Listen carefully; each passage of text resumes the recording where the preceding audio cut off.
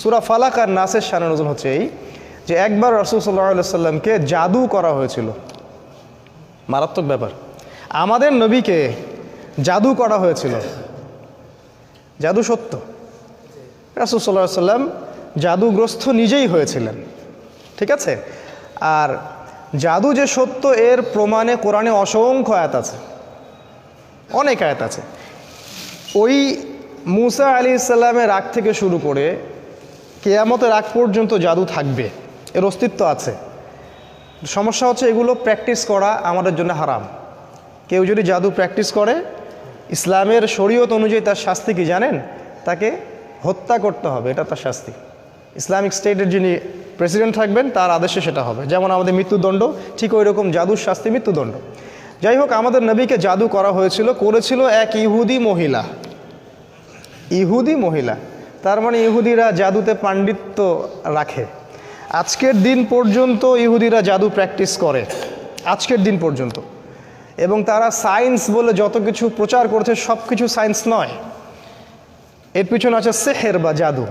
Even আপনি television সেটের মধ্যে যা যা দেখছেন তার পিছনেও আছে সেহের বা জাদু। আমাদের মা বোনদেরকে ঘন্টার পর ঘন্টা ধরে রাখছে টেলিভিশন, আইসোলেশন, হিপনোটাইজ করে ফেলছে, নেশা হয়ে গেছে।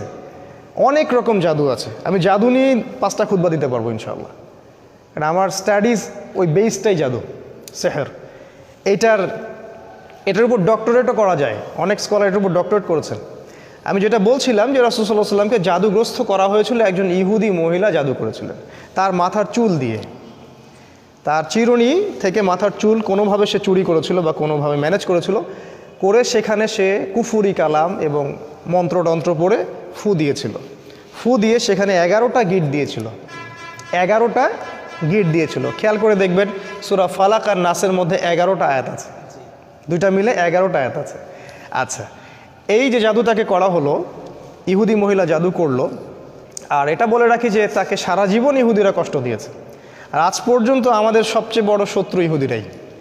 আল্লাহ পাক কোরআনে সেটা বলেছেন যে সূরা মাইদা পড়ে দেখবেন, তোমাদের সবচেয়ে বেশি শত্রুতা রাখে তোমাদের সাথে ইহুদি জাতি এবং মুশরিকরা, যারা একে অপরের বন্ধু। যদি আপনি কোরআন পড়েন তাহলে আপনার কাছে জগৎ স্পষ্ট হয়ে যাবে। কেন নেতানিয়াহু মোদিকে ডাকে তখন আপনি বুঝতে পারবেন। যদি কোরআন আপনার ভিতরে না থাকে আপনি জগৎকে ডিল করতে পারবেন না। তো এই যে 11টা গিট দেয়া হলো, এতে করে রাসূল সাল্লাল্লাহু আলাইহি ওয়াসাল্লাম অসুস্থ হয়ে যান।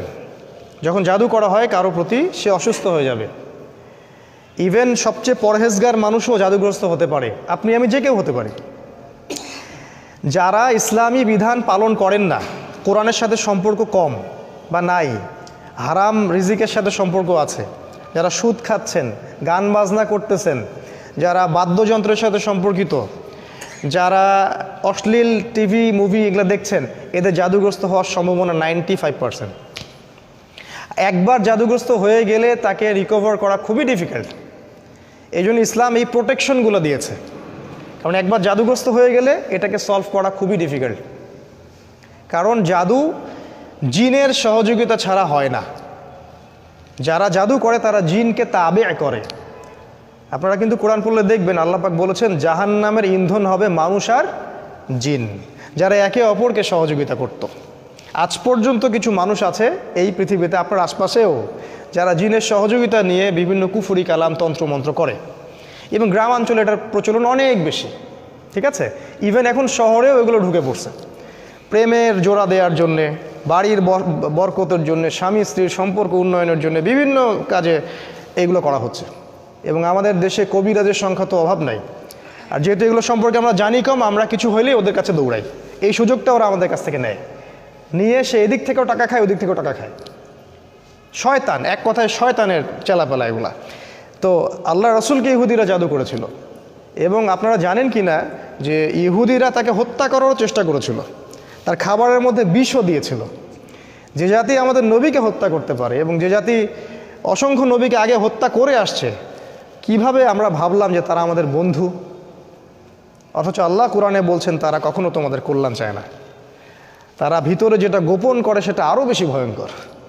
ঠিক আছে, তো তিনি এই জাদুগ্রস্ত হয়ে রাসূল সাল্লাল্লাহু আলাইহি ওয়াসাল্লাম যে সমস্যাটা হলো সেটা হলো তিনি ভুলে যাচ্ছিলেন, কোনো কাজ করলে মনে রাখতে পারছিলেন না।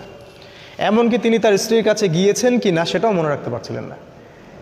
তো জাদুগ্রস্ত হলে খুব খারাপ অবস্থা হয়। এই জন্য আমার রিকোয়েস্ট থাকবে যে আপনারা অনতিবিলম্বে কোরআন, সুন্নাহ, সহি, জিকির, আজগার, দোয়া, কালাম এগুলো শিখে নেবেন এবং সকাল সন্ধ্যা এগুলো প্র্যাকটিস করবেন। তখন ইনশাল্লাহ কোনো জিন বা কোনো জাদুকর আপনার কোনো ক্ষতি করতে পারবে না। তো এই যে সমস্যাটা রাসূল সাল্লাল্লাহু আলাইহি ওয়াসাল্লামের হলো, এরপরে একদিন তিনি শুয়ে আছেন আর আল্লাহর পক্ষ থেকে দুইজন ফেরেশতা তার কাছে আসলেন। এসে তারা একে অপরের সাথে কথোপকথন করছেন আর এই কথোপকথনটা রাসূলকে জানিয়ে দেওয়া হচ্ছে।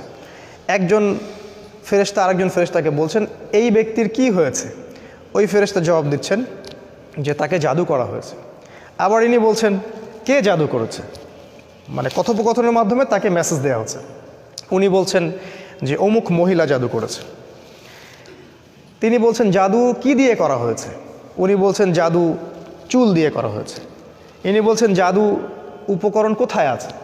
উনি বলছেন জাদুর উপকরণ অমুক কুয়ার নিচে আছে, অমুক কুয়ার নিচে আছে। এবার তিনি মেসেজ পাইলেন যে জাদুর উপকরণ আসলে কোথায় আছে। এই মেসেজ তো আর আমরা পাবো না কেউ জাদুগ্রস্ত হয়ে গেলে। তখন জিনকে সামনে হাজির করায় কথা বলতে হয়, তারপরে সে উপকরণ বলে দেয়। এই ট্রিটমেন্টটা খুবই ভয়ঙ্কর। আপনারা যদি দেখে থাকেন তাহলে দেখবেন, ভয় পেয়ে যাবেন। যাই হোক, তো রাসূল সাল্লাল্লাহু আলাইহি ওয়াসাল্লামকে মেসেজ দেওয়া হলো যে জাদুর উপকরণ ওই কূপের নিচে আছে। তিনি সকালবেলা উঠলেন এবং উঠে আলী রাদিয়াল্লাহু আনহুকে বললেন, আলী রাদিয়াল্লাহু আনহুকে, যে আলী, ওই কূপের নিচে জাদুর উপকরণ আছে, ওকে ধ্বংস করে আসুন। এই একমাত্র সাহাবী যার জীবনী পড়লে আমাদের ঈর্ষা হয়। শুরু থেকে যখন তার বয়স 6-7 তখন থেকে ইসলামের পাশে তিনি দাঁড়িয়ে আছেন। আর এই সাহাবীকেও মানুষ হত্যা করেছে, আলী রাদিয়াল্লাহু আনহুকেও মানুষ হত্যা করেছে। এবং যে হত্যা করেছে সে বলেছিল যে আল্লাহর শুকরিয়া যে আল্লাহ আমার হাতে সবচেয়ে নিকৃষ্ট মানুষকে হত্যা করালেন। তাহলে এই যে আমরা একটা সমাজে কথা শুনি না যে লোকটা দোষ না করলে কি আর এমনি জেলে আছে, ঠিক না কথাটা? ভালো মানুষকেই এইভাবে মরতে হয়েছে। শুধু তাকে নয়, উসমান রাদিয়াল্লাহু আনহুকে শাহাদাত বরণ করতে হয়েছে। ইভেন আমাদের রাসূলকে বিষ প্রয়োগ করা হয়েছে, অনেক নবীকে হত্যা করা হয়েছে। যাই হোক, তার জীবনীটা পড়লে দেখবেন যে তিনি শুরু থেকে ইসলামের পাশে একদম পাথরের মতো, পাহাড়ের মতো। তো উনি গেলেন, গিয়ে ওই উপকরণটাকে ধ্বংস করলেন এবং রাসূল সাল্লাল্লাহু আলাইহি ওয়াসাল্লাম কাছে এসে অনুমতি চাচ্ছেন যে ইয়া রাসূলুল্লাহ, আমাকে অনুমতি দেন, যে আপনাকে জাদু করেছে ওকে আমরা গর্দান উড়িয়ে দেব, গর্দান উড়িয়ে দেব। এবং সাথে উমর রাদিয়াল্লাহু আনহু ছিলেন, কারণ তো বিশাল অপরাধ।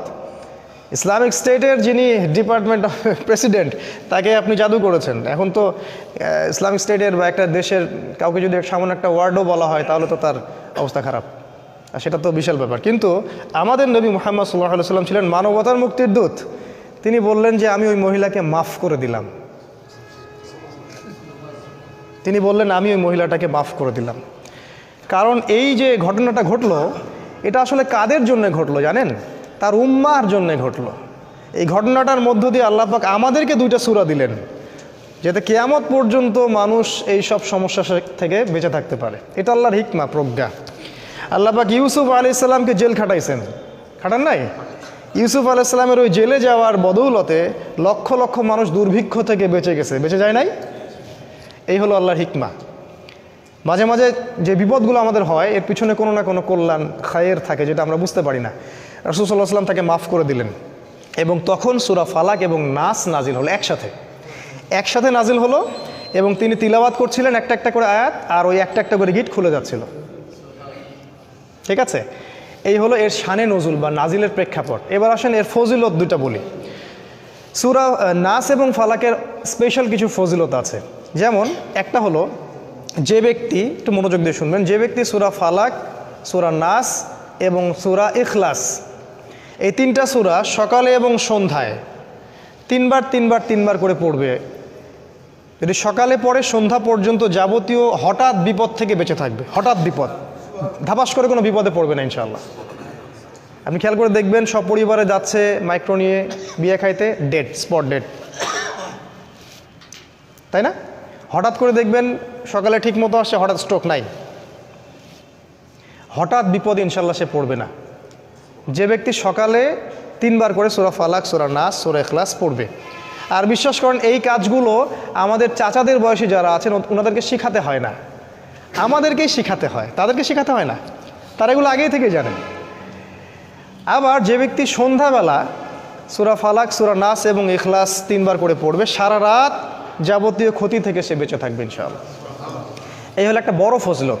তাহলে আমরা ইনশাআল্লাহ আজকে থেকে বরং এখন থেকেই 3 বার করে সূরা ফালাক, নাস, ইখলাস প্রতিদিন পড়ার অভ্যাস করব ইনশাআল্লাহ। এটা একটা আমল।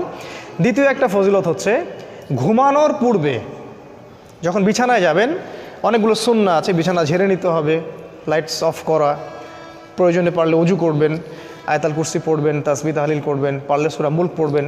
যদি কিছুই করতে না পারেন কমপক্ষে সূরা ফালাক, সূরা নাস আর সূরা ইখলাস 3 বার করে পড়বেন। সিস্টেমটা আমি দেখাই দিচ্ছি যে প্রথমে হাত সামনে নিয়ে বিসমিল্লাহির রহমানির রহিম পড়ে সূরাতুল ইখলাস, আবার বিসমিল্লাহ বলে সূরাতুল ফালাক, আবার বিসমিল্লাহ বলে সূরাতুল নাস, একবার করে পড়লেন, পড়ে এভাবে ফু দিবেন, দিয়ে মাথা থেকে নিয়ে যতদূর পর্যন্ত পারেন এভাবে মাসেহ করবেন একবার, তারপরে আবার একবার, তারপরে আবার একবার, মোট 3 বার।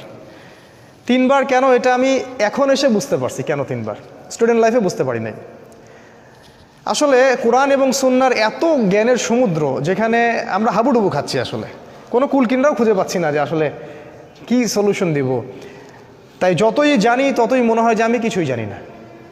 একটা হাদিস সেদিন আমরা জানলাম, সেটা হলো যখন মানুষ ঘুমায় তখন শয়তান চলে আসে কাছে, মানে সবার সাথে একটা করে শয়তান আছে, ওই শয়তান চলে আসে, ওর নাম হচ্ছে কারিন, ওর নাম হচ্ছে কারিন, যেটা কোরআনে আছে। সে এসে এই যে আমাদের গর্দান আছে, এই গর্দানের মধ্যে 3টা গিট দেয়, 3টা গিট দেয়, এবং প্রতিটা গিটের সাথে সে বলে তোমার সামনে দীর্ঘ রাত, তুমি ঘুমাও, তোমার সামনে দীর্ঘ রাত, তুমি ঘুমাও, তোমার সামনে দীর্ঘ রাত, তুমি ঘুমাও, আরামে ঘুমাও। রাসূল সাল্লাল্লাহু আলাইহি ওয়াসাল্লাম বলছেন যখন বান্দা যদি ফজরের আজান শুনে উঠে যায় তাহলে একটা গিট খুলে যায়, যদি সে ওযু করে তাহলে আরও একটা গিট খুলে যায়, আর যদি সে জামায়াতে এসে সালাত আদায় করে তাহলে 3টা গিটই খুলে যায়।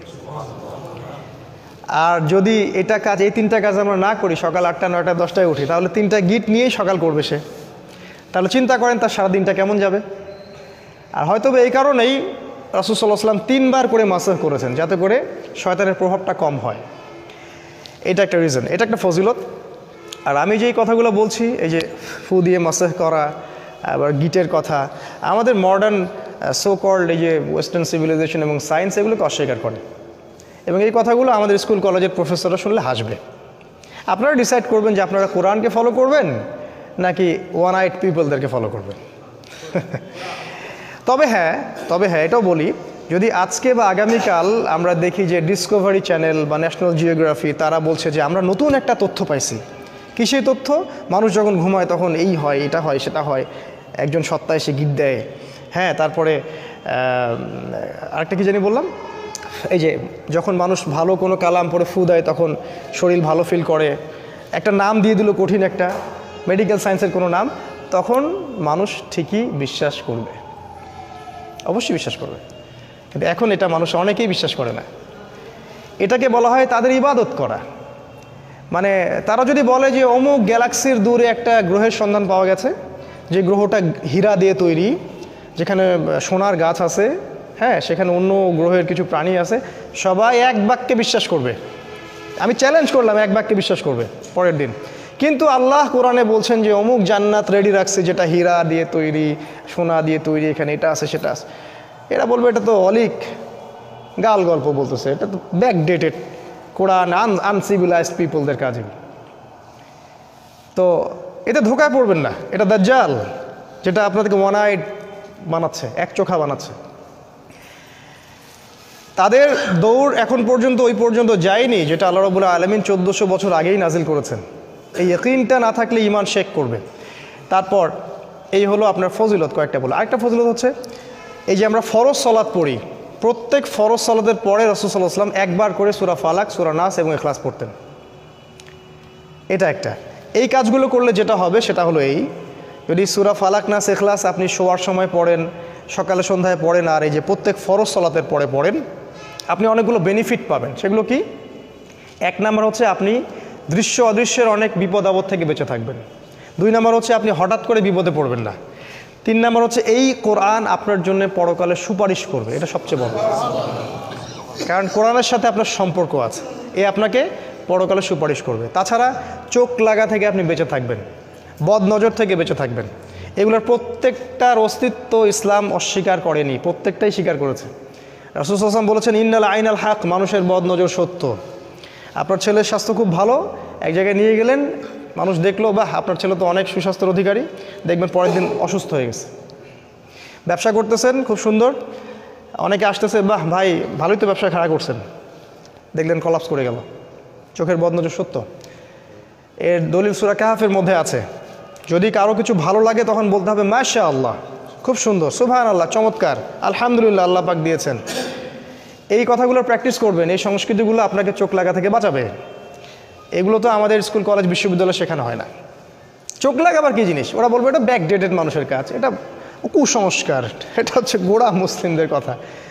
তো রাস্তায় যে মেয়েরা ঘোরে এরা চোখ লাগা, এদের পিছনে চোখ লাগছে মানুষের। আর একবার চোখ লাগলে খুব সমস্যা আছে। একবার একজন সাহাবী গোসল করছিলেন, আর একজন সাহাবী তাকে দেখে বলছেন যে বাহ তোমার স্কিনটা তো অনেক সুন্দর, একদম মনে হচ্ছে যে কুমারী মেয়ের মতো স্কিন। সাথে সাথে ওই সাহাবী ওখানে বেহুশ হয়ে পড়ে গেলেন, একদম সাথে সাথে। এটা বুখারীর হাদিস।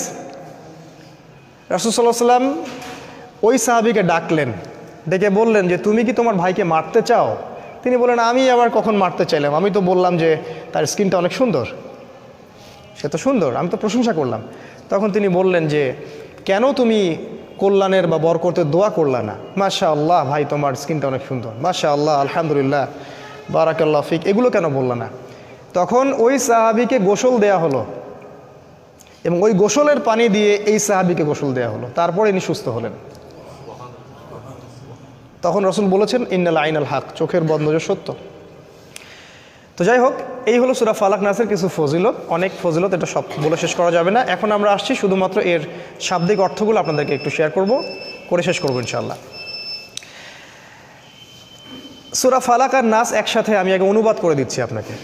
বিসমিল্লাহির রহমানির রহিম। আল্লাহ পাক বলেছেন কুল, সবাই আমি জানি মুখস্থ আছে। কুল মানে হচ্ছে বলুন। আউযু, আউযু মানে আমি আশ্রয় প্রার্থনা করছি। আউযু মানে আমি আশ্রয় প্রার্থনা করছি। আর নাউযু মানে আমরা আশ্রয় প্রার্থনা করছি। যখন আপনি বলেন আউযু বিল্লাহ, এটা এক বচনে, আর যদি বলেন নাউযু বিল্লাহ, এটা বহু বচনে। ঠিক আছে, ভালো কথা। অ্যারাবিক গ্রামার শিখবেন টুকটাক, না হলে কী হবে জানেন? না হলে যেটা হয়, আমি একটা মসজিদে দেখেছি যে একজন ইমাম আছেন, মাশাআল্লাহ, আল্লাহ পাক তাকে নেখায়াত দারাজ করুক, তিনি প্রতিদিন নিজের জন্য দোয়া করেন আর মুসল্লি আমিন আমিন বলে। তিনি প্রতিদিন নিজের জন্য দোয়া করেন, সব এক বচনে তার জন্যই দোয়া করেন। আল্লাহ, হে আল্লাহ আমাকে বার্ধক্য থেকে বাঁচাও, হে আল্লাহ আমাকে কবরের আযাব থেকে বাঁচাও, হে আল্লাহ আমাকে রিজিকে বরকত দাও, আর সবাই আমিন আমিন বলে উঠে চলে যায়। তাহলে তাদের দোয়ার কি হইল? তো দোয়া বহু বচনে করতে হতো। যাই হোক, অ্যারাবিক গ্রামার একটু শিখবেন টুকটাক। কুল মানে বলুন, আউযু মানে আমি আশ্রয় প্রার্থনা করছি, বিরব্বিল ফালাক, বিরব্বিল ফালাক, বিরব্বি মানে রবের কাছে বা রবের নিকটে, আর ফালাক মানে হচ্ছে সকাল বা প্রভাত বা উষা। এই আয়াতের সরল অর্থ হলো বলুন, হে নবী আপনি বলুন যে আমি সকালের রবের কাছে আশ্রয় প্রার্থনা করছি। এটা প্রথম আয়াত। তারপরে হলো মিন শাররি মা খালাক। মিন মানে হতে, আর শার মানে হচ্ছে ক্ষতি। শারুন মানে ক্ষতি বা অনিষ্ট বা অকল্যাণ। মা খালাকা মানে যা কিছু তিনি সৃষ্টি করেছেন। আল্লাহ পাক যত কিছু সৃষ্টি করেছেন, সমস্ত সৃষ্টির ক্ষতি থেকে আমি আল্লাহর বা সকালের রবের আশ্রয় প্রার্থনা করছি। সমস্ত সৃষ্টি পড়ে গেল এখানে, এক কথায় সব শেষ। আর আল্লাহ নিজে এবং তার কালাম কোরআন, আল্লাহ নিজে এবং তার কালাম কোরআন বাদ দিয়ে সবই তো তার সৃষ্টি। আল্লাহ নিজে এবং তার কালাম কোরআন বাদ দিয়ে সব কিছুই তার সৃষ্টি। তো এই সমস্ত সৃষ্টির কোনো না কোনো অকল্যাণও আছে। এই অকল্যাণগুলো থেকে আমি হে আল্লাহ আপনার আশ্রয় প্রার্থনা করছি, সকালের রবের আশ্রয় প্রার্থনা করছি। তারপরে 3 নম্বর আয়াতে আসেন, ওয়া মিন শাররি গাসিকিন ইযা ওয়াকাব। ওয়া মানে এবং, মিন শাররি মানে ক্ষতি থেকে, গাসিক মানে হচ্ছে রাত, গাসিক মানে রাত, এই যে রাত, ইযা ওয়াকাবা মানে যখন সেটা গভীর হয়, মানে গভীর রাতের অনিষ্ট থেকে বা ক্ষতি থেকে আমি আল্লাহর আশ্রয় প্রার্থনা করছি। তার মানে গভীর রাতের মধ্যে ক্ষতি আছে, যেটা আমাদের আজকের 31st নাইটের কনসার্ট যারা করবে ওরা বুঝবে না। তো এই হলো 3 নম্বর আয়াত। 4 নম্বর আয়াত আসেন, তারপর কি ওয়ামিন শাররিন নাফাসাতি ফিল উকদ, এটা ডেঞ্জারাস আয়াত। ওয়া মানে এবং, মিন শাররি মানে ক্ষতি থেকে।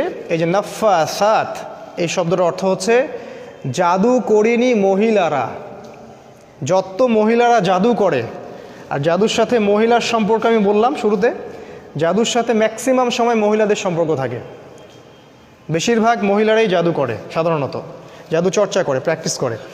এইসব মহিলাদের জাদু থেকে বা জাদু করিনি মহিলাদের থেকে ফিল উকদ, উকদ মানে হলো যে গিট, আমি যে বললাম গিটের মধ্যে ফু দিয়ে রাসূলকে জাদু করেছিল, ওই গিটে ফু দেয়া জাদু করিনি মহিলাদের ক্ষতি থেকে আল্লাহর আশ্রয় প্রার্থনা করছে। আর একটা হচ্ছে শেষের আয়াত, ওয়ামিন শাররি হাসিদিন ইযা হাসাদ। ওয়ামিন শাররি আগের মতো এবং ক্ষতি থেকে, হাসিদ মানে হচ্ছে হিংসুক, হাসিদ মানে হিংসুক, ইযা হাসাদা যখন সে হিংসা করে। তাহলে এর আয়াতের অর্থ হচ্ছে হিংসুকের অনিষ্ট থেকে আল্লাহর আশ্রয় চাচ্ছি যখন সে হিংসা করে। এই হলো সূরাতুল ফালাকের সরল অর্থ। আবার বলছি, ভালো করে শোনেন। হে নবী আপনি বলুন, আমি আশ্রয় প্রার্থনা করছি সকালের রবের কাছে, তিনি যা কিছু সৃষ্টি করেছেন সব কিছুর ক্ষতি থেকে, স্পেশালি রাতের ক্ষতি থেকে যখন সেটা গভীর হয়, এবং জাদু করিনি নারীদের ক্ষতি থেকে যারা ওই যে গিটে ফুৎকার দেয়, আর হিংসুকের হিংসা থেকে যখন সে হিংসা করে। এই হলো সূরাতুল ফালাক। সূরা নাসে আসেন, আল্লাহ বলছেন কুল বলুন আগের মতো, আউযু বিরব্বিন নাস, আমি আশ্রয় প্রার্থনা করছি রব্বিন নাস, নাস মানে মানুষ, রব মানে রব, মানুষের রবের কাছে আমি আশ্রয় প্রার্থনা করছি। মালিকিন নাস, মানুষের মালিকের কাছে আশ্রয় প্রার্থনা করছি। ইলাহিন নাস, মানুষের ইলাহের কাছে আশ্রয় প্রার্থনা করছি। কি থেকে? মিন শাররিল ওয়াসওয়াসিল খান্নাস। মিন শাররি মানে যে ক্ষতি থেকে, ওয়াসওয়াস মানে হলো কুমন্ত্রণা দেয়া, ওয়াসওয়াসা দেয়া, ওয়াসওয়াসা যেগুলো আমাদের হৃদয়ের ভিতরে আসে। খান্নাস মানে হলো আত্মগোপনকারী, যে আমাদের এই টাইম ফ্রেমের আড়ালে থাকে, দেখা যায় না, যাকে দেখা যায় না সে নিজেকে হাইড করতে পারে। এই আত্মগোপনকারী কুমন্ত্রণা দাতার অনিষ্ট থেকে আমি আশ্রয় প্রার্থনা করছি আল্লাহর। আল্লাযী ইউওয়াসউইসু ফি সুদুরিন নাস, যে ব্যক্তি মানে যে ইউওয়াসউইসু ওয়াসওয়াসা দেয়, ফি সুদুরিন নাস, সুদূর মানে যে সদর বা বুক, মানুষের হৃদয়ে, যে ওয়াসওয়াসা দেয় মানুষের হৃদয়ে, মিনাল জিন্নাতি ওয়ান নাস, জিন জাতির মধ্য থেকে এবং মানব জাতির মধ্য থেকে। এই হলো সূরা ফালাক আর নাসের সরল অনুবাদ। এবার আপনাদের আমি একটা সামারি করে দিচ্ছি, দিয়ে ছেড়ে দিচ্ছি ইনশাআল্লাহ। ভালো করে খেয়াল করলে দেখবেন এই দুটো সূরাকে একসাথে চিন্তা করতে হবে। এটা একটা প্যারালাল সূরা, আলাদা করে না, একসাথে চিন্তা করলে দেখবেন যে এই দুটো সূরায় আমরা বেশ কয়েকটা বিষয় থেকে আল্লাহর আশ্রয় চাচ্ছি। 1 নাম্বার আমরা আশ্রয় চাচ্ছিলাম আল্লাহর সমস্ত সৃষ্টির ক্ষতি থেকে, তাই না? এটা কমন, একদম সমস্ত সৃষ্টিতে যত ক্ষতি সব ক্ষতি থেকে আল্লাহর আশ্রয় চাচ্ছিলাম। 2 নাম্বার স্পেশালি এই ক্ষতিগুলোর মধ্যে স্পেশালি রাতের ক্ষতি থেকে, গভীর রাতের ক্ষতি থেকে। আরও চাচ্ছিলাম জাদু করিনি মহিলাদের ক্ষতি থেকে।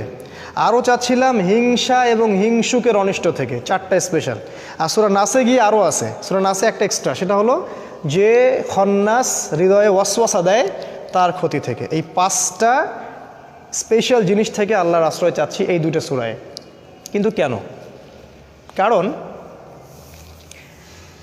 কারণটা বলার আগে আরেকটা কথা বলি, সেটা হলো এই যে ক্ষতিগুলা, এগুলো থেকে আপনি সূরা ফালাক আর নাসের মাধ্যমে আশ্রয় পাবেন। তখন আশ্রয় পাবেন যখন আপনি আল্লাহকে রব হিসেবে গ্রহণ করছেন, যখন আপনি আল্লাহকে মানুষের ইলাহ হিসেবে গ্রহণ করছেন, যখন আপনি আল্লাহকে মানুষের মালিক হিসেবে গ্রহণ করছেন। আল্লাহ পাক একটার পর একটা বলছেন, রব্বিন নাস, মালিকিন নাস, ইলাহিন নাস। যে ব্যক্তির মনে সন্দেহ আছে যে আল্লাহ ছাড়া অন্য কেউ ইবাদত পাওয়ার যোগ্য, সে এই 2টা সূরা দিয়ে কোনো উপকার পাবে না। যে ব্যক্তির মধ্যে ডাউট আছে যে আল্লাহ ছাড়া কেউ সন্তান দিতে পারে, আল্লাহ ছাড়া কাউকে সেজদা করা যায়, হ্যাঁ, আল্লাহ ছাড়া অন্যরাও বিধান দিতে পারে, হ্যাঁ, আল্লাহর বিধানের চেয়ে এদের বিধান ভালো, এরকম ডাউট যাদের হৃদয়ের ভিতরে আছে এইসব সূরা তাদের কোনো কাজে আসবে না। এগুলো আগে তাওহীদ আগে প্রতিষ্ঠা করা, যে আল্লাহ রব, তিনি মালিক, আল্লাহ রব প্রতিপালক, তিনি আবার মালিক, যার হুকুম চলে, অন্য কার হুকুম চলে না। তিনি হচ্ছেন ইলাহ, যিনি উপাসনার যোগ্য, অন্য কেউ উপাসনার যোগ্য নয়। এগুলোর তাওহীদ যার স্ট্রং ভিতরে, তারপরে আপনি এই 5টা বিষয় থেকে আল্লাহর আশ্রয় চাচ্ছেন। ঠিক আছে, এই হলো সূরা ফালাকের সরল অর্থ। একটা প্রশ্ন শেষ করে দেই, সেটা হলো যে এই 5টা বিষয় স্পেশালি কেন? কারণ জগতে অনেক ক্ষতি আছে, আল্লাহ আগেই বললেন যে তার সমস্ত সৃষ্টির ক্ষতি থেকে আশ্রয় চাচ্ছি, কিন্তু কিছু কিছু ক্ষতি স্পেশাল, যেগুলো আমাদের সাধ্যের বাইরে। আপনার সামনে যদি শত্রু থাকে আপনি দেখতে পারবেন, আর কিছু কিছু জিনিস আছে যেগুলো অদৃশ্য, আপনি দেখতে পারবেন না। সেই দেখার মতো চোখে আমাদের ক্ষমতা দেয়া হয়নি। আল্লাহ রাসূল বলেছেন কুকুরেরা শয়তানকে দেখতে পারে, কুকুর শয়তানকে দেখতে পারে। আজানের সময় কুকুর চিল্লায় বেশি, আজানের সময় শয়তান পালায়। হাদিস আসছে আজানের সময় শয়তান পালায়, কুকুর শোনে বেশি আমাদের চাইতে। ঠিক আছে, এরকম বিভিন্ন প্রাণী সম্পর্কে কিন্তু আসছে, যেটা তার মানে আমাদের কিছু সীমাবদ্ধতা আছে। এই সীমাবদ্ধতার কারণে আমরা অদৃশ্যকে দেখি না। তো এই জন্যে এই যে অদৃশ্যের গায়েবের বিষয়গুলা সব ক্ষতির চাইতেও স্পেশালি বলেছেন হিংসা, হিংসুক, স্পেশালি বলেছেন রাতের অনিষ্ট, রাতের গভীরতা, স্পেশালি বলেছেন জাদুকরিনী নারীরা, আর হৃদয়ের মধ্যে ওয়াসওয়াসা দেয় যে শয়তান খান্নাস। এগুলো আমরা দেখতে পারি না কোনোটাই। আর যেটা আমরা দেখতে পারি না সেই শত্রুর সাথে আমি কিভাবে লড়তে পারি? এটা আমার পক্ষে সম্ভব না। তাহলে কে আমার হয়ে লড়বে? যে দৃশ্য অদৃশ্য সব দেখতে পারে, যে দৃশ্য অদৃশ্য সব দেখতে পারে। এই জন্যই এই দুটো সূরাকে বলা হয় মুআউইজাতাইন, বা আশ্রয় প্রার্থনার 2টা স্পেশাল সূরা। আর যেদিন থেকে এই সূরা নাজিল হয়েছে সেদিন থেকে রাসূল সাল্লাল্লাহু আলাইহি ওয়াসাল্লাম আগের সব দোয়াই ছেড়ে দিয়েছিলেন। আগে তিনি আশ্রয় চাওয়ার জন্য অনেকগুলো দোয়া পড়তেন, সব দোয়া ছেড়ে দিয়ে তিনি সূরা ফালাক আর নাসের প্রতি আমল করা শুরু করলেন, এবং এই সূরা দুটার মধ্যে সব কিছুই চলে আসছে। আপনারা চিন্তা করেন, আজকে হয়তো অনেক লম্বা হয়ে যাবে, এই জন্য আমি আর ডিটেলস ব্রিফে গেলাম না, শুধু কয়েকটা পয়েন্ট বলে আমি শেষ করছি। সেটা হলো যে রাতের বেলা ক্ষতি আছে। একটু ভালো করে শোনেন, আমি 5 থেকে 10 মিনিটের মধ্যে শেষ করে দেবো ইনশাআল্লাহ। রাতের বেলা কিছু ক্ষতি আছে। আপনাদের বাচ্চাদেরকে কখনো সন্ধ্যার পরে বাইরে যেতে দিবেন না। রাসূল বলেছেন সন্ধ্যার সময় বাচ্চাদেরকে ঘরের ভিতরে রাখবে, কারণ সন্ধ্যায় সময়ে জিন জাতি বের হয় যাদেরকে তোমরা দেখো না, এবং তারা আমাদের কখনো কল্যাণ চায় না। বেশিরভাগ জিনই দুষ্ট প্রকৃতির। তারা কিন্তু চ্যালেঞ্জ করছে আল্লাহকে যে এদেরকে আমি জাহান্নামে নিয়ে যাবই। একটা বার যদি জিন কাউকে আক্রমণ করে ফেলে তাহলে তাকে সলভ করা অনেক ডিফিকাল্ট আছে। আমি বারবার বলছি, তো সন্ধ্যাবেলায় খেয়াল রাখবেন বাচ্চারা যেন বাইরে না যায়। আর এখানে এই সূরা রাতের কথা আসছে। গভীর রাতে রাসূল সাল্লাল্লাহু আলাইহি ওয়াসাল্লাম বাইরে ঘোরাফেরা করতে নিষেধ করছেন। তিনি বলেছেন গভীর রাতে এমন অনেক মাখলুক আকাশে এবং জমিনের মাঝখানে থাকে যাদেরকে তোমরা দেখতে পারো না। তাই গভীর রাতে আমরা যদি বাইরে যেন না যাই আর কি। আসলে আমাদের সিস্টেম চেঞ্জ হয়ে গেছে তো, আর রাত এখন দিনের জায়গায়, দিন রাতের জায়গায়, এই জন্য এগুলো আমরা কেয়ার করি না। কিন্তু সমস্যাগুলো কিন্তু ঠিকই হচ্ছে। তারপরে আরও ব্যাপার আছে, সেটা হলো যে আমাদের সন্তানদেরকে এবং পরিবার পরিজনদেরকে সবসময় ঝাড়ফুঁক করবেন। ঝাড়ফুঁক মানে আমি তাবিজ ঝুলানো বুঝাইনি, আমি বুঝিয়েছি যে সূরা ফালাক, নাস, আয়াতুল কুরসি, সূরা বাকারা এগুলো পড়ে পড়ে ফু দিবেন। আর যারা পড়তে জানেন না তারা অডিও টেপ শুনতে পারেন, অডিও টেপ রেকর্ডিং বাসায় ছেড়ে দিবেন, ওখান থেকে দেখবেন শয়তান ইনশাল্লাহ চলে যাবে। আপনি যদি কোরআন পড়তেও না জানেন, আমার রিকোয়েস্ট হচ্ছে, কাইন্ডলি রিকোয়েস্ট হচ্ছে, কোরআন শুনবেন। কোরআন এমন একটা কিতাব, শুনতে শুনতে ওই বইয়ের প্রতি আপনার ভালোবাসা তৈরি হয়ে যাবে। একসময় আপনি ইনশাল্লাহ পড়তেও বসবেন ইনশাআল্লাহ। কোরআনের সাথে সম্পর্ক তৈরি করুন ইনশাআল্লাহ। আরও কিছু আমি টিপস দিতে যাচ্ছিলাম, সেটা হলো জাদু। এটা থেকে সেফ থাকার জন্য সকাল এবং সন্ধ্যায় অনেক আমল আছে। ফজরের পরে, মাগরিবের পরে আমলগুলো ছাড়বেন না। প্রিয় সম্মানিত ভাইয়েরা, আমার চাচার বয়সী যারা আছেন সবাইকে বলছি যে এই আমলগুলো কখনো ছাড়বেন না। যদি ছেড়ে দেন, আমি নিজের জীবন থেকে বলছি, যদি একটা দিনও আপনি আমলে গাফেলতি করেন, সেই দিনই কোনো না কোনো অ্যাক্সিডেন্ট হতে পারে, সেই দিনই হতে পারে। সো সকালে সন্ধ্যায় যে জিকির আজগারগুলো আছে সেগুলো দিকে একটু বেশি শক্তিশালী হতে হবে। যেমন কমন কিছু আয়াতুল কুরসি আছে, সূরা বাকারার শেষ 2 আয়াত আছে, সূরা হাশরের শেষ 3 আয়াত আছে না, তারপরে ওই যে তাসবিহ তাহলিল আছে, সুবহানাল্লাহ, আলহামদুলিল্লাহ। দোয়া যদি হিসাব করেন 50টা পার হয়ে যাবে। আমি কিছু দোয়ার বইয়ের নামও সাজেস্ট করছি, যেমন আইনে রসুল একটা দোয়ার বই আছে, অথবা হিসনুল মুসলিম সবচেয়ে বেস্ট একটা দোয়ার বই, হিসনুল মুসলিম কিনতে পারেন। হানাফি মাযহাবের একটা অনেক ভালো বই আছে, সেটা হলো হিসনে হাসিন, সেই বইটা আমার বাসাতেও আছে, ওইটাও ফলো করতে পারেন। তারপরে রুকিয়া একটা বই আছে, সেটাও ফলো করতে পারেন। তারপরে সহি দোয়া ঝাড়ফুক একটা বই আসছে মদিনা থেকে, সেটাও ফলো করতে পারেন। অনেক বই আছে, এই বইগুলো কালেক্ট করবেন এবং সকাল সন্ধ্যার দোয়াগুলো পড়বেন, তাহলে ওই জাদু এবং চোখ লাগা, বদনজর, জিনগ্রস্ততা এগুলো থেকে ইনশাল্লাহ আপনারা সেফ থাকবেন। আর একটা ক্ষতি বলছিলাম যে মহিলা খুব সাবধান, জাদুকরী মহিলা, কবিরা, এদের থেকে খুব সাবধান। রাসূল বলেছেন, যদি কোনো ব্যক্তি কোনো গণকের কাছে যায়, গিয়ে খালি বলে যে দেখেন তো আমার ভবিষ্যৎটা, এগুলো হচ্ছে না আমাদের দেশে, টিয়া পাখি নিয়ে রাস্তায় বসে থাকে না? আপনাদের মনে হয় এই মসজিদের সামনেও বসেছিল একদিন। তো রাসূল বলছেন, যদি সে যায় খালি জিজ্ঞাসা করে যে দেখেন তো আমার ভাগ্যে কি আছে, সে বিশ্বাস করে না, খালি জিজ্ঞাসা করেছে, তার 40 দিনের সালাত বাতিল, বলার সাথে সাথেই। আর যদি গণক যা বলেছে ওইটা যদি সে বিশ্বাস করে, ইয়াকিন করে নেয় যে হ্যাঁ আমার ভালো হবে, চাকরি বাকরি শুনল, রাসূল সাল্লাল্লাহু আলাইহি ওয়াসাল্লাম বলছেন তার নাম এই যে কোরআন অস্বীকারীদের খাতায় লিখে দেওয়া হবে। তার এই হাদিসগুলো আমাদের বেশি চর্চার দরকার ছিল। দুর্ভাগ্যজনক এগুলো আমরা জানিও কম, আমলও কম, এই জন্য আমাদের দেশে দেখবেন এগুলোর প্রচলনটা অনেক বেশি। তো এগুলো থেকে সাবধান। আরেকটা বিষয়ে শেষ করছি, সেটা হলো যে হিংসা আর হিংসুক, এটা খুব মারাত্মক। রাসূল বলছেন, যে হিংসা করে, মানে আপনি জাস্ট হিংসা করছেন, তাহলে আপনার আমল নামার যে নেকিগুলো আছে এগুলো পুড়ে যাবে, নাউজুবিল্লাহ। রাসূল বলেছেন, যে হিংসা করে, হিংসা তার নেক আমলগুলোকে খেয়ে ফেলে, ঠিক যেমন করে আগুন কাঠকে খেয়ে ফেলে, ঠিক এইভাবে নেক আমলকে হিংসা খেয়ে ফেলে। সো আমরা হিংসা থেকে দূরে থাকব। হিংসা আর ঈর্ষা কিন্তু এক জিনিস নয়। হিংসা হচ্ছে যে তোকে আল্লাহ যা দিয়েছে সেটা ধ্বংস হয়ে যাক, খারাপ নেগেটিভ জিনিস চিন্তা করা।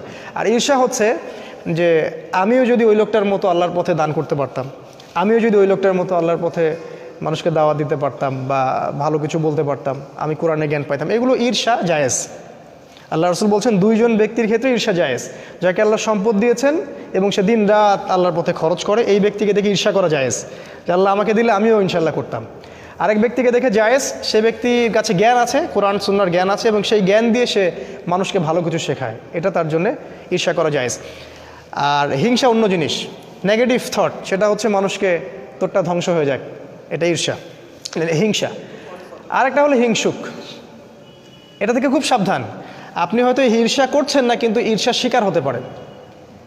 আপনি হিংসা করছেন না, কিন্তু হিংসার শিকার হতে পারেন। আর বিশ্বাস করেন আমার কথা, এটা ইসলাম বিরোধীদের মধ্যেও যেমন আছে, ইসলামপন্থীদের মধ্যেও তেমন আছে। হিংসার ছড়াছড়ি, ভিতর থেকে সবাইকে নিজের ভাই বলে বিশ্বাসই করতে পারতেছে না কেউ। হিংসা আছে, এটা আপনি তো দেখতে পাচ্ছেন না। তো এটা থেকে প্রোটেকশন কি করবেন, কি পদ্ধতিতে আপনি এটা থেকে প্রোটেকশন করবেন? যাদের নাই তো আলহামদুলিল্লাহ, তাদের তো কলবুন সালিম, তার হৃদয় তো অনেক প্রশান্ত। যেমন একজন সাহাবী সম্পর্কে রাসূল বলেছেন, ওই সাহাবী জান্নাতে যাবে, তাকে ইনভেস্টিগেট করে দেখা গেল সে তেমন কোনো আমলই করে না, খালি ফরজ ওয়াজিবের উপর আমল করে। তিনি তাকে ডাকলেন যে তুমি কি এমন আমল করো? আরেকজন সাহাবী তাকে জিজ্ঞেস করলেন, তুমি কি এমন আমল করো? রাসূল বলেছেন, তুমি জান্নাতে যাবে। তিনি বলেছেন যে আমি আসলে ভাই এত তো আমল করি না, যা ফরজ ওয়াজিব আপনারা করেন সেটাই করি। আমি রাত্রে যখন ঘুমাই সবাইকে মাফ করে দিয়ে ঘুমাই। তো চাচা যদি এটা এরকম হতে পারেন তো আলহামদুলিল্লাহ, আল্লাহ পাক তৌফিক দান করুন, সহজ করুন। কিন্তু যদি কেউ আপনার উপরে হিংসা করে, আপনি কি করবেন? আপনি তো বুঝতে পারবেন না। প্রোটেকশন হচ্ছে এই সূরা ফালাক। আপনি দিনরাত সূরা ফালাক পড়েন, হিংসুকের হিংসা থেকে ইনশাল্লাহ বেঁচে থাকবেন। আর লাস্ট যেটা, সেটা হলো ওয়াসওয়াসা। এই ওয়াসওয়াসা যেটা কুমন্ত্রণা, এটা একটা রোগ। ডক্টররা অনেক নাম দিয়েছে। কোরআন বলেছে ইউওয়াসউইসু ফি সুদুরিন নাস, হৃদয়ের মাঝে ওয়াসওয়াসা দেয়। দেখবেন যখনই নামাজে দাঁড়াবেন আপনি বুঝতে পারবেন যে ওয়াসওয়াসা শুরু হয়ে গেছে। এমন অনেক ঘটনা নামাজে মনে পড়বে যেটা আপনার কখনো মনেই ছিল না, ঠিক আছে, সারা জীবনে মনে ছিল না। তো এই ওয়াসওয়াসা থেকে বাঁচার বুদ্ধি হচ্ছে সূরা নাস। সূরা নাস, আমি একটা ছেলের কথা জানি, ইয়াং ছেলে, ওদের বয়সী হবে, কি জানি একটা ওয়াসওয়াসা ওর মাথায় ঢুকে গেছে যে ওর ওযু হয় না। ও সারাদিন ওযুই করতে থাকে, নামাজ ছুটে যাচ্ছে। ওর মাথায় ওযু করতেছে, মনে হচ্ছে যে এই জায়গায় মনে হয় শুকনা আছে, এটা মনে হয়নি, আবার ওযু করে। আবার কিছু মানুষ আছে টয়লেট করে আসে, এই ওয়াসওয়াসা মাথায় ঢুকছে যে টয়লেট মনে হয় একটু 1 ফোঁটা 2 ফোঁটা পেশাব মনে বের হইলো, আবার সে দৌড়াচ্ছে পেশাবখানায়, আবার ওখানে একটু হাঁটাহাঁটি করতেছে। মানে ওর মাথায় ঢুকে গেছে যে কিছু না কিছু বের হচ্ছে। এগুলো শয়তানি ওয়াসওয়াসা। ওয়াসওয়াসা, আপনি ব্যাপারগুলোকে নর্মালি নিতে হবে, কিন্তু নর্মালি নিতে পারবেন তখনই যখন সূরা ফালাক নাসের উপর আমল করবেন। ঠিক আছে, এগুলো ওয়াসওয়াসা। আরও ওয়াসওয়াসা আছে, যেমন আমাদের হৃদয়ের মধ্যে অনেক সময় অনেক চিন্তা আসে, এগুলো কমন, এটা নিয়ে আপনি উদ্বিগ্ন হবেন না। রাসূলের কাছে সাহাবীরা বলেছিলেন যে আমাদের মাঝে এমন অনেক চিন্তা আসে যেগুলো প্রকাশ হওয়াটা আমরা কষ্টকর মনে করি। রাসূল বলেছেন এটা হচ্ছে ঈমানের লক্ষণ, এটা ঈমানের লক্ষণ। যখন এরকম কোনো ওয়াসওয়াসা আসবে আপনি বলবেন আমানতু বিল্লাহি ওয়া রাসূলিহি, আমানতু বিল্লাহি ওয়া রাসূলিহি। এই হলো সূরা ফালাক নাসের সংক্ষিপ্ত আজকের আলোচনা। অনেক আলোচনা করার ছিল, যেহেতু আপনাদের ধৈর্যচ্যুতি হবে, শেষ একটা হাদিস বলে আমি শেষ করছি। সেটা হলো যে রাসূল সাল্লাল্লাহু আলাইহি ওয়াসাল্লাম বলেছেন যে আল কোরআন হুজ্জাতুন লাকা আও আলাইকা। এই হাদিসটা যদি মনে রাখি আমাদের যথেষ্ট। তিনি বলেছেন এই কোরআন, অর্থাৎ এই কোরআন কিয়ামতের মাঠে তোমার পক্ষে অথবা বিপক্ষে আল্লাহর কাছে বিচার দিবে বা সাক্ষী দিবে, হয় পক্ষে না হলে বিপক্ষে।